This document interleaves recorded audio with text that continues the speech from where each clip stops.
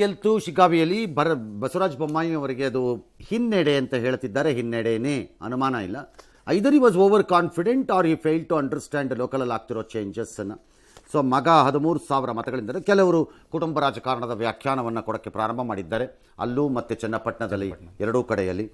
I have no idea. ನನಗನ್ಸೋದು locally Kuruba factor and Muslim factor ಎರಡೂ work ಆದಂಗಿದೆ. Apart from, ಯಾಕಂದರೆ ಇದೇ ಫಲಿತಾಂಶ ಜನರಲ್ ಎಲೆಕ್ಷನಲ್ಲಿ ಬರುತ್ತೆ ಅಂತ ಹೇಳಲಿಕ್ಕಾಗಲ್ಲ.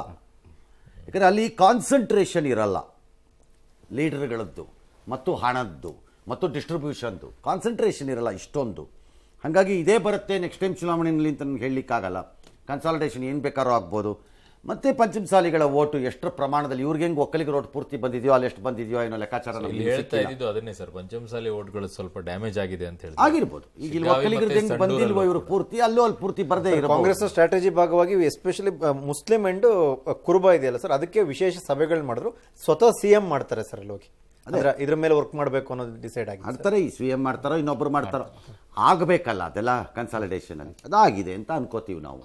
ಸರ್ ಇನ್ನೊಂದು ವಿಚಾರಕ್ಕೆ ಬರೋದಾದ್ರೆ, ಅವಾಗಲೇ ಮರ್ತೆ ಚನ್ನಪಟ್ಟಣ ವಿಚಾರಕ್ಕೆ ಬರೋದಾದ್ರೆ, ನಿಖಿಲ್ ಈಗ ಆಲ್ರೆಡಿ ಇಷ್ಟು ಚಿಕ್ಕ ವಯಸ್ಸಲ್ಲಿ 3 ಸೋಲುಗಳನ್ನ ಕಂಡಿರ್ತಕ್ಕಂಥದ್ದು, ಅಂದ್ರೆ ಭವಿಷ್ಯದ ದೃಷ್ಟಿಯಿಂದ ಎಲ್ಲೋ ಒಂದ್ ಕಡೆ JDS ಬೇರೆ ಬೇರೆ ರೀತಿ ವ್ಯಾಖ್ಯಾನ ಮಾಡ್ತಾರೆ. ಆಸ್ ಎ ಪಾರ್ಟಿ JDS ಏನ್ ಮಾಡಬೇಕು ಅನ್ಕೊಂಡಿದೆ ಅಂತ ನನಗೆ ಗೊತ್ತಿಲ್ಲ, ದಟ್ ಈಸ್ ಅವ್ರಿಗೆ ಬಿಟ್ಟಿದ್ದು. ಬಟ್ ಸೋಲಿನ ವಿಚಾರ ನೀವು ಕೇಳ್ತಿರೋದ್ರಿಂದ ರಾಜಕಾರಣದಲ್ಲಿ ಸೋಲು ಅನ್ನೋದನ್ನೇನು ಭಾಳ ದೊಡ್ಡದಾಗಿ ಇಟ್ಕೋಬಾರ್ದು. ಯಾಕಂದರೆ ಜನ ಆಯಾಯ ಸಂದರ್ಭಗಳಲ್ಲಿ ಆಯಾಯ ಫಲಿತಾಂಶವನ್ನು ಕೊಟ್ಟಿರ್ತಾರೆ. ಸೋಲು ಅನ್ನೋದು ಲೆಕ್ಕ ಹಿಡ್ಕೊಳಕ್ಕೆ ಹೋಗ್ಬಾರ್ದು. ಈಗ ಫಾರ್ ಎಕ್ಸಾಂಪಲ್ ನಿಖಿಲ್ ಸೋತಿರೋದೆಲ್ಲ ವೈಯಕ್ತಿಕವಾಗಿ ತನ್ನ ಪಕ್ಷದಿಂದ ಅವ್ರು ಸೋತಿರೋವಂಥದ್ದು. ಅದು ರಾಮನಗರ, ಚನ್ನಪಟ್ಟಣ ಮತ್ತು ಮಂಡ್ಯನಲ್ಲಿ. ಫಾರ್ ಎಕ್ಸಾಂಪಲ್ ಕೆಲವು ಲೀಡರ್ಗಳಾಗೂ ಸೋಲ್ತಾರೆ. ಫಾರ್ ಎಕ್ಸಾಂಪಲ್ ಉದಾಹರಣೆಗೆ ಟೇಕ್ ರಾಹುಲ್ ಗಾಂಧಿ. ಹಾಗಾದರೆ 3 ಸರಿ ನರೇಂದ್ರ ಮೋದಿ ಮೇಲೆ ಈಗ ಅವ್ರು ಲೋಕಸಭೆಯಲ್ಲಿ ಸೋತರು ಅಂತ ಲೆಕ್ಕ ನಿಮಗೆ, ಹೌದಾ? ಅಥವಾ ಮೊನ್ನೆ ಉತ್ತರ ಪ್ರದೇಶದಲ್ಲಿ ಸೋತರು ಅಂತ ಲೆಕ್ಕ, ಹರಿಯಾಣನಲ್ಲಿ ಸೋತರು ಅಂತ ಲೆಕ್ಕ, ಮಧ್ಯಪ್ರದೇಶದಲ್ಲಿ ಸೋತರು ಅಂತ ಲೆಕ್ಕ, ರಾಜಸ್ಥಾನದಲ್ಲಿ ಸೋತರು ಅಂತ ಲೆಕ್ಕ, ಈಗ ಹಂಗಾರೆ ಮಹಾರಾಷ್ಟ್ರಲ್ಲಿ ಸೋತರು ಅಂತ ಲೆಕ್ಕ. ಅವ್ರೇನು ಮಾಡಬೇಕು ಅಂತೀರಿ? ಅವ್ರೇನು ಮಾಡಬೇಕು ಅಂತೀರಿ? ಅವ್ರೇನು ಪಾಲಿಟಿಕ್ಸ್ ನಿಲ್ಸಕ್ಕಾಗಲ್ಲ. ಎಕ್ಸಾಕ್ಟ್ಲಿ. ಹಾಗಾಗಿ ಲೀಡರ್ ಆಗಿ ಸೋತವರು ತಮ್ಮ ರಾಜಕಾರಣವನ್ನು ಮುಂದುವರಿಸ್ತಾರೆ, ಮುಂದೊಂದು ದಿನ ಒಳ್ಳೆ ದಿನ ಇರುತ್ತೆ ಅಂದ್ಕೊಂಡು. ವೈಯಕ್ತಿಕವಾಗಿ ಸೋತ ಅಭ್ಯರ್ಥಿಯು ತನ್ನ ಹೋರಾಟವನ್ನು ಮಾಡಬೇಕು. ಹೋರಾಟ ಮತ್ತು ಆ ಛಲ ಇಲ್ಲದವರು ರಾಜಕಾರಣಕ್ಕೆ ಬರಬಾರ್ದಷ್ಟೇ ರಾಜಕಾರಣಕ್ಕೆ. ಆ ಆಯ್ಕೆ ಅವ್ರಿಗೆ ಬಿಟ್ಟಿದ್ದು, ನಮಗಲ್ಲ ಅದು. ಎಸ್ ಸರ್ ಇನ್ನೊಂದು, ಯಾಕೆಂದ್ರೆ CM ಎಲ್ಲೋ ಒಂದ್ ಕಡೆ ಮೆಸೇಜ್ ಪಾಸ್ ಮಾಡೋದಕ್ಕೋಸ್ಕರ ಒಂದು ವೋಟ್ ಹಾಕಿದ್ರು ಅನ್ನೋ ಪ್ಯಾಟರ್ನಲ್ಲಿ CM ಎಲ್ಲ ಕಾಂಗ್ರೆಸ್ನ ಕೆಲ ನಾಯಕರು ಮಾತನಾಡ್ತಾ ಇದ್ದಾರೆ. ಅಂದ್ರೆ ಮೂಡ ಹಗರಣ ಮತ್ತೆ ಈ ವಾಲ್ಮೀಕಿ ಅದು ಇದ್ರಲ್ಲಿ ಬಂದಿದೆ, ಕನ್ಸಾಲಿಡೇಷನ್ ಆಗಿದೆ. ಗೆದ್ದಾಗ ಹಿಂದ ಕನ್ಸಾಲಿಡೇಟ್ ಆಯ್ತು, ಅರ್ಥ ಆಯ್ತಾ? ಮೂಡ ಎಗರೋಯ್ತು. ವಾಲ್ಮೀಕಿ ಹಗರಣ ಇತ್ತ, ಹಾಗೊಂದು ವಕ್ಫು ನಡೆದೇ ಇಲ್ಲ. ಅದು ಇದು ಗೆದ್ದಾಗ ಎಲ್ಲರ ಬಾಯಲ್ಲೂ ಬರುತ್ತೆ.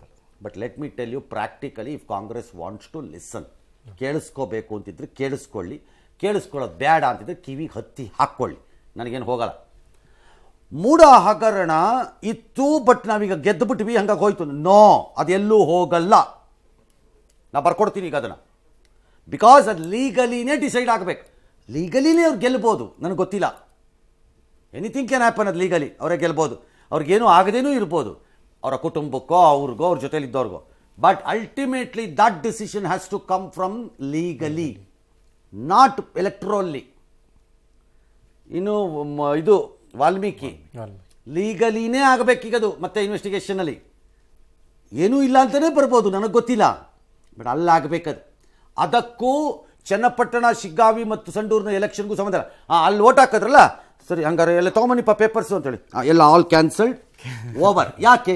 ಚನ್ನಪಟ್ಟಣ, ಶಿಗ್ಗಾವಿ ಹಾಗೂ ಇದು ಸಂಡೂರು ಚುನಾವಣೆಯಲ್ಲಿ ಜನ ಹೇಳಿರುವುದರಿಂದ ಈ ಎಲ್ಲ ಮೊಕದ್ದಮೆಗಳನ್ನು ರದ್ದು ಮಾಡಲಾಗಿದೆ. ಯಾವುದೂ ಆಗಲ್ಲ. ಹಂಗೆ ಪೊಲಿಟಿಕಲಿ ಅದನ್ನೊಂದು ಇವರು ವೆಪಂತರ ಮಾಡ್ಕೊ, ಅಂದ್ರೆ ನಮ್ಮ ಕಡೆ ಜನ ನಮಗೆ ಸಪೋರ್ಟ್ ಮಾಡಿದ್ರು, ಸ್ಪಿರಿಟ್ ರೈಸ್ ಆಗಿರ್ಬೋದು ಚೀಫ್ ಮಿನಿಸ್ಟರ್ಗೆ. ಪೊಲಿಟಿಕಲಿ ನಥಿಂಗ್ ರಾಂಗ್ ಅದ್ರಲ್ಲಿ ನನ್ನ ಪ್ರಕಾರ. ಇನ್ನು ವಕ್ಫು ಒಂದು ದಿನಕ್ಕೆ ಅದು ಇಶ್ಯೂ ಆಗೋದೂ ಇಲ್ಲ, ಆಗತ್ತೆ ಅಂತ ನಾನು ಅನ್ಕೊಂಡೂ ಇಲ್ಲ. ಲಾಂಗರ್ ಪೀರಿಯಡಲ್ಲಿ ಹೊಡೆತಗಳು ಬೀಳಕ್ಕೆ ಸ್ಟಾರ್ಟ್ ಆದಾಗ ಅದೊಂದು ಇಶ್ಯೂ ಆಗಬಹುದು, ಗೊತ್ತಿಲ್ಲ. I have no idea. ಹಾಗಾಗಿ ನೀವು ಕೇಳ್ತಿರೋ ಥರ ಅದು ಹೋಗ್ಬಿಡ್ತೋ ಇದು ಹೋಗ್ಬಿಡ್ತೋ ಅಂತಂದ್ರೆ ಗ್ಯಾರಂಟಿ ಕೆಲಸ ಮಾಡ್ದಂಗಿದೆ.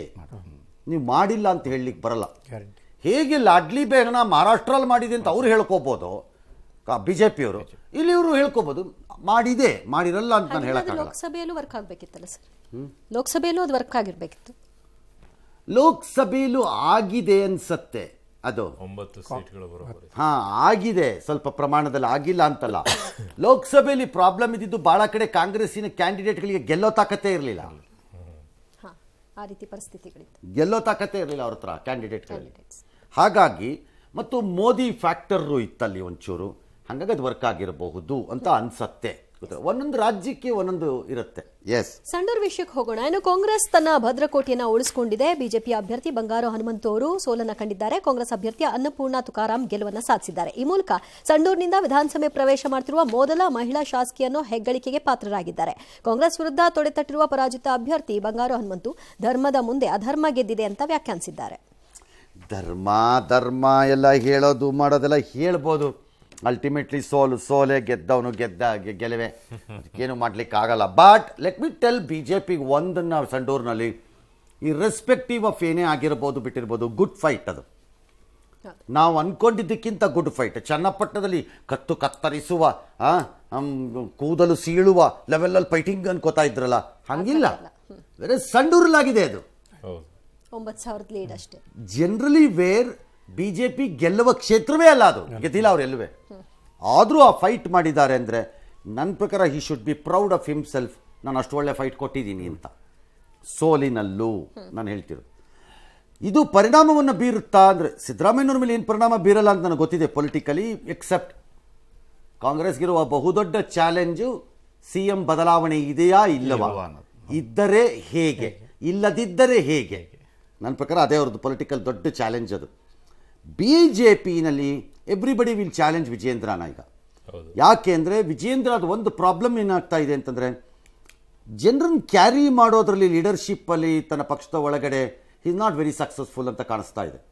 ನಂಬರ್ 1. ನಂಬರ್ 2, ಸಂಘಟನೆಯ ವಿಚಾರದಲ್ಲಿ ಚುರುಕಿದ್ದಂಗೆ ಕಾಣಿಸ್ತಿಲ್ಲ ನನಗೆ. ಸಂಘಟನೆಯ ವಿಚಾರದಲ್ಲಿ ಅಂದರೆ ಪಾರ್ಟಿ ಸಂಘಟನೆಯ ವಿಚಾರದಲ್ಲಿ ನಾನು ತನ್ನದೇ ತಾನಾಗಿ ದೊಡ್ಡ ವರ್ಚಸ್ಸಿದೆ, ಅದ್ರಲ್ಲಿ ಮ್ಯಾನೇಜ್ ಮಾಡ್ಬೋದು ಅಂದರೆ ಇನ್ನೂ ಆ ವರ್ಚಸ್ ಬಂದಿಲ್ಲ. ಹಾಗಾಗಿ ಎಲ್ಲರೂ ವಿಜಯೇಂದ್ರ ಮೇಲೆ ಬೀಳ್ತಾರೆ ಅಂತ ಕಾಣುತ್ತೆ. ಅವರು ಅದನ್ನು ಹೇಗೆ ನಿಭಾಯಿಸ್ಕೋತಾರೋ ಗೊತ್ತಿಲ್ಲ.